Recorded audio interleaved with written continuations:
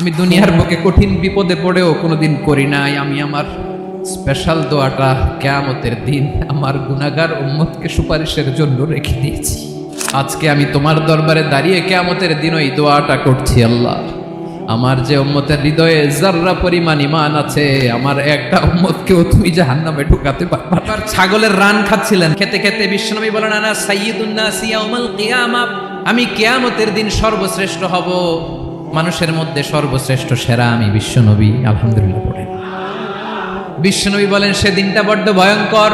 সেদিন কেউ কারো কোনো উপকারে আসবে না, বন্ধু বন্ধুর কাজে আসবে না, স্ত্রী স্বামীর উপকারে আসবে না, স্বামী স্ত্রীর উপকারে আসবে না, পীর সাহেব মুরিদরে বাঁচাতে পারবে না, মুরিদ পীর সাহেবরে বাঁচাতে পারবে না, নেতা কর্মীর পরিচয় দিবে না, কর্মী নেতার পরিচয় দিবে না, ভাই বোনকে চিনবে না, বোন ভাইকে চিনবে না, বাবা তার সন্তানকে চিনবে না, মেয়েকে দেখে মা দৌড়ে দৌড়ে পালাবে।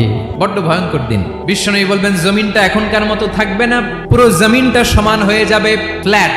এখন তো গোল, তখন ফ্ল্যাট। সবাই এক জমিনের উপরে দাঁড়াবে, সূর্যটা মাথার কাছে চলে আসবে, সূর্যের গরমে মানুষের মাথার মগজ গলে গলে কানের ছিদ্র নাকের ছিদ্র দিয়ে বেয়ে বেয়ে পড়বে। সবাই হয়রান, পেরেশান, ক্লান্ত শ্রান্ত। মানুষগুলো বলবে বাঁচার কোনো উপায় নাই।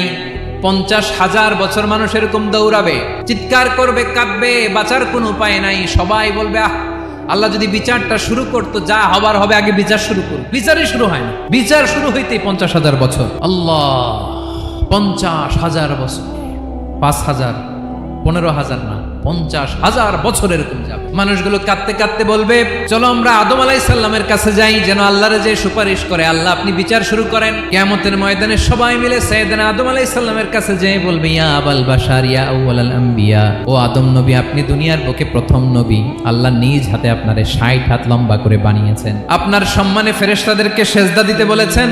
দুনিয়ার প্রথম নবী, প্রথম মানুষ আপনি। আপনি আল্লাহরে যে সুপারিশ করেন যেন আল্লাহ বিচার শুরু করে। আদম আলাইহিস সালাম বলবেন আমি পারবো না, কারণ আল্লাহ আমাকে একটা নিষিদ্ধ গাছের কাছে যেতে নিষেধ করেছিল, আমি ভুল করে এই গাছের ফল খেয়েছি। নাফসি নাফসি, আজকে আমার কি হবে আমি জানি না, আমি বড় লজ্জিত। আমারে যদি আল্লাহ জিজ্ঞেস করে কেন খাইছিলাম, আমার কোনো উত্তর নাই, তোমারে বাঁচাবো কেমনে আমি? নবীরা থার করে কাঁপবে সেদিন। আদম আলাইহিস সালাম বলবেন আমি পারবো না, মাফ করো আমাকে, আমি পারবো না। ওই যে ভুল করে গন্ধম খেয়ে ফেলেছি, নিষিদ্ধ গাছের ফল খেয়ে ফেলেছে, আমি বড় লজ্জিত, অনুতপ্ত, আমি পারবো না।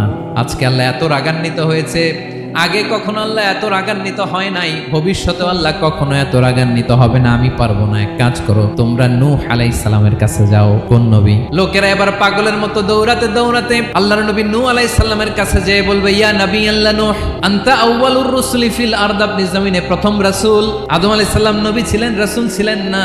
এই দুনিয়ার বুকে প্রথম রাসূল ছিলেন আল্লাহর নবী নূহ আলাইহিস সালাম। সবাই বলবে ও নবী আল্লাহ নূহ, রাসূল আল্লাহ নূহ, আল্লাহ আপনাকে আবদান শাকুরা, শুকরগুজার বান্দা বলে কোরআনে বলেছে। কোরআনে নূহ আলাইহিস সালামের নামেও সূরা আছে না নাই? আপনি আল্লাহর প্রিয় বান্দা, প্রিয় রাসূল। দেখেন আমাদের কি দশা, ঘামতে ঘামতে শেষ। জমিনটা তামার জমিন, সূর্যটা মাথার কাছে, কি করবো আর পারি না, ঘামতে ঘামতে আর কত ঘামবো, কত দাঁড়িয়ে থাকবো। আল্লাহরে যে বলেন বিচার যেন শুরু করে। নূহ আলাইহিস সালাম বলবেন আমিও পারবো না, আমিও পারবো না। আমি আমার ছেলের জন্য এক কথা বলে ভুল করে ফেলছি। যখন মহাপ্লাবন হবে আমি বললাম আল্লাহ আমার কলিজার টুকরা সন্তান রে বাঁচান। আল্লাহ বললেন ও নূহ, সে তোমার সন্তান না, কারণ সে ঈমান আনে নাই, সে পাহাড়ের উপর দাঁড়িয়েছে, দেখি কেমনে সে বাঁচে। ওই যে আমি একটা না বুঝে আবদার করেছি, আল্লাহ আমার উপর রেগে গিয়েছিলেন। আজকে আল্লাহ ওই ব্যাপারে যদি আমারে প্রশ্ন করে, আমার কোনো জবাব নাই, আমি পারবো না, মাফ করো। তোমরা সবাই মিলে আল্লাহর খালিল ইব্রাহিম আলাইহিস সালামের কাছে যাও। লোকগুলো পাগলের মতো খুঁজতে আরম্ভ করবে, অযুত লক্ষ নিযুত কোটি মানুষের ভিড়ে আল্লাহর খালিল ইব্রাহিমকে যেয়ে বলবে ইয়া খালিলুল্লাহ, ও আল্লাহর খালিল, আল্লাহ আপনাকে বড্ড ভালোবেসেছেন, আপনি কাবা বানিয়েছেন, আল্লাহ আপনাকে বড্ড পছন্দ করেন। দেখেন আমাদের কি অবস্থা। আপনি যে আল্লাহর কাছে সুপারিশ করেন যেন আল্লাহ আজকে বিচার শুরু করে। আল্লাহর নবী ইব্রাহিম বলবেন আমিও পারবো না, আমি আমার জীবদ্দশায় 3টা মিথ্যা বলেছি। কয়টা? আসলে মিথ্যা না, একটু টুইস্ট করে কৌশল করে কথা বলেছিলেন, ওইটাকে হাদিসে মিথ্যা বলা হয়েছে। আমি জীবনে 3টা মিথ্যা বলেছি, জীবন বাঁচানোর তাগিদে কৌশল করে 3টা কথা বলেছি। আজকের এই কঠিন ময়দানে আল্লাহ যদি ওই 3টা কথার ব্যাপারে জিজ্ঞেস করে, লজ্জায় আমি মাথা দেখাতে পারবো না, আমিও পারবো না, আমিও পারবো না। আজকে আল্লাহ এত রেগে আছে, আগে কখনো এত রাগে নাই, পরেও রাখবে না। তোমরা সবাই মিলে বনি ইসরাইলের নবী মুসা আলাইহিস সালামের কাছে যাও। সবাই এবার যাবে মুসা আলাইহিস সালামের কাছে, যেয়ে বলবে ইয়া নবী আল্লাহ মুসা, আপনি ছিলেন কালিমুল্লাহ, আল্লাহর সাথে সরাসরি কথা বলতেন। রব্বুল আলামিন আপনাকে তাওরাত কিতাব দিয়েছেন, আপনি যে একটু সুপারিশ করেন। আল্লাহর নবী মুসা বলবেন মাফ করো, আমিও পারবো না, আমি দুনিয়ার বুকে ভুল করে একটা মানুষকে মেরে ফেলেছি। আমি মারছিলাম আদব শিক্ষা দেওয়ার জন্য এক থাপ্পড়, এই থাপ্পড়ে যে ওই লোক মরেই যাবে আমি জানতাম না। আজকে আল্লাহ যদি জিজ্ঞেস করে কেন মারলা, জবাব আছে। ওই লজ্জায় আমি অনুতপ্ত, আমি পারবো না, আমার এই কথা বলো না। আজকে আল্লাহ বড্ড রেগে আছে, আমি পারবো না, তোমরা আল্লাহর নবী ঈসা আলাইহিস সালামের কাছে যাও। কিয়ামতের ময়দানে মানুষগুলো পাগল পাড়া হয়ে আল্লাহর নবী ঈসা আলাইহিস সালামের কাছে যাবে, যে বলবে নবী ঈসা আপনি রূহুল্লাহ, বাবা ছাড়া আল্লাহ আপনাকে বানিয়েছেন, ইনজিল কিতাব দিয়েছেন, মৃত মানুষকে আপনি জীবিত করতে পারতেন। আজকের এই কঠিন বিপদের দিনে আপনি আমাদের সাহায্য করেন। আল্লাহর কাছে যে বলেন যেন বিচার শুরু করে। ঈসা আলাইহিস সালাম বলবেন আমিও পারবো না, ইন্নী উবিদতু মিন দুনিল্লাহ, আমার উম্মত খ্রিস্টানেরা আল্লাহরে বাদ দিয়ে আমি ঈসার ইবাদত করেছে। আমার মা ম্যারি আর আমাকে ডাকতো জেসাস ক্রাইস্ট, আমার ইবাদত করেছে। যদিও আমি আমার ইবাদত করতে বলি না, ঈসা আলাইহিস সালামও ইবাদত করতে বলেছেন একজনের, তিনি কে? আল্লাহর নবী ঈসা আলাইহিস সালাম বলবেন আমিও পারবো না। আজকে আল্লাহ অনেক রেগে আছে, আমি পারবো না, তবে একটা পরামর্শ দিতে পারি, একটা সাজেশন দিতে পারি। আজকের দিনে এই কঠিন মুসিবতের কালে, এই কঠিন সময়ে কেউ আল্লাহর দরবারে দাঁড়িয়ে একটা টু শব্দ করার ক্ষমতা কারো নাই, একমাত্র আখিরি জামানার পয়গাম্বর বিশ্বনবী মুহাম্মদুর রাসূলুল্লাহ ছাড়া। মানুষগুলো এবার আগুনের মধ্যে পানি দিলে যেমনি আগুন নিভে যায়, দাউ দাউ করা হৃদয়ে জ্বলন্ত আগুন তাদের ঠান্ডা হবে। কিয়ামতের ময়দানে ওই বিভীষিকাময় সময়ে মুসিবতের কালে মানুষগুলো পাগল হয়ে বিশ্বনবীকে খুঁজতে আরম্ভ করবে। সবাই মিলে বিশ্বনবীর কাছে যেয়ে বলবে ইয়া রাহমাতাল লিল আলামিন, ইয়া খাতামান নবীন, রাহমাতাল লিল আলামিন। দেখেন আমাদের কি অবস্থা, কি কঠিন বিপদে আমরা আছি, দাঁড়াতে পারি না, সূর্যের আলোতে ঘেমে হয়রান। আজকে কেউ সুপারিশ করতে পারবে না। সব নবীরা অপারগতা স্বীকার করেছে, তারা বলেছে আপনি ছাড়া কেউ নাকি আল্লাহর সামনে দাঁড়াতে পারবেন না, আপনি একটু সুপারিশ করেন। বিশ্বনবী বলবেন আসো আসো, আজকের দিনে আমি ছাড়া আল্লাহর সামনে কেউ দাঁড়াতে পারবে না। বিশ্বনবী মাকামে মাহমুদে যে আল্লাহু আকবার বলে সিজদায় লুটিয়ে পড়বেন। আল্লাহ রাব্বুল আলামিন বিশ্বনবীকে এমন কিছু চমৎকার শব্দ শিখাবেন, ওই শব্দগুলো দিয়ে আল্লাহর প্রশংসা করে বিশ্বনবী কাঁদতে আরম্ভ করবেন।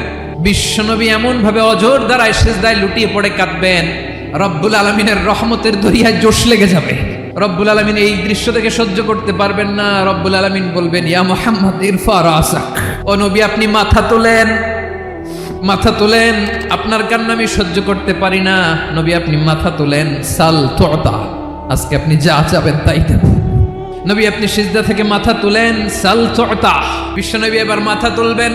যে বিভীষিকাময় সময়ে প্রত্যেক নবী বলেছেন আমি পারবো না, প্রত্যেক নবী বলেছেন নফসি নফসি, আমার কি হবে আমি জানি না, আল্লাহ আমারে বাঁচাও।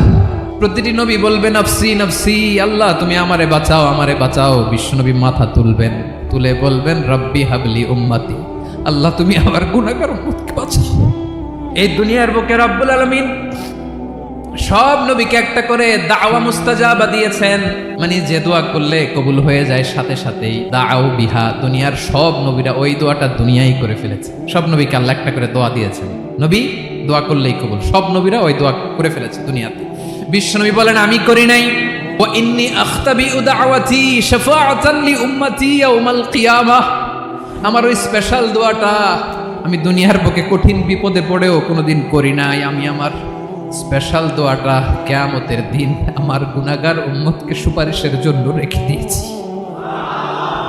আল্লাহ বলবেন নবী ইরফা রাসাক, মাথা তোলেন, আর কাটবেন না। বিশ্বনবী মাথা তুলবেন, আল্লাহ বলবেন সাল তুতা, আপনি যা চাবেন তাই দেব। ওয়াশফা তুশাফা, সুপারিশ করেন, সুপারিশ কবুল করব। বিশ্বনবী বলবেন আল্লাহ ওই স্পেশাল দোয়াটা দুনিয়াতে করি নাই, আজকে আমি তোমার দরবারে দাঁড়িয়ে কিয়ামতের দিন ওই দোয়াটা করছি। আল্লাহ আমার যে উম্মতের হৃদয়ে যাররা পরিমাণ ঈমান আছে, আমার একটা উম্মতকেও তুমি জাহান্নামে ঢুকাতে পারবা না।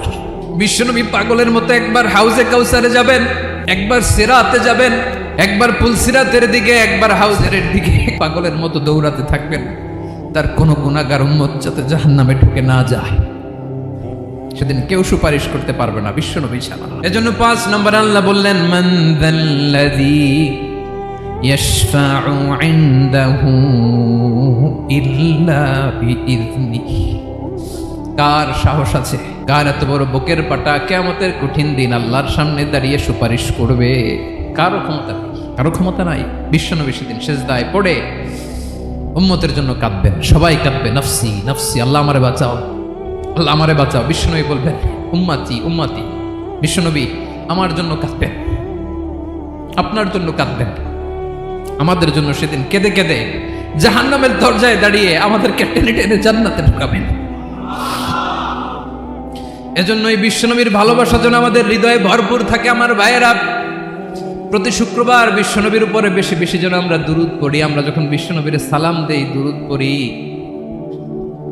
একদল স্পেশাল ফেরেশতা আছে যারা বিশ্বনবীর দুরূদটা নিয়ে সরাসরি বিশ্বনবীর রওজায় যায়, যে বলে অমুকের বেটা অমুক আপনারে সালাম দিয়েছে। বিশ্বনবী নিজ কবরের থেকে নিজেই সালামের উত্তর দেয়। বিশ্বনবীর ভালোবাসা যেন আমাদের হৃদয়ে থাকে, বিশ্বনবীর সুন্নাহ দিয়ে যেন আমাদের জীবনটাকে সাজাই। পারা যাবে ইনশাআল্লাহ। বিশ্বনবীর ভালোবাসা ছাড়া কেউ জান্নাতে ঢুকতে পারবে